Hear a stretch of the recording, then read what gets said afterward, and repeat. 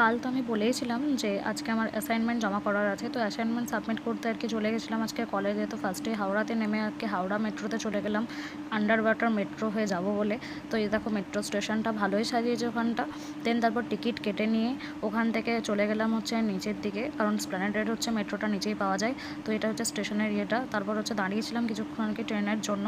আর এই প্রোটেকশন জায়গাটা খুব ভালো করেছে।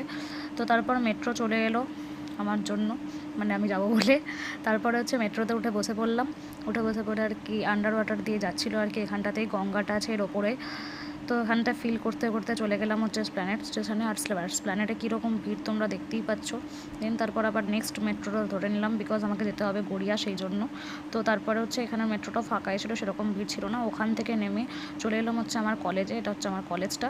দেন তারপর ওখান থেকে বেরিয়ে আমার দুটো কাজ ছিল, তো সেগুলো করার জন্য চলে গেলাম হচ্ছে নিউ টাউন। তো এই যে বিশ্ব বাংলা গেট,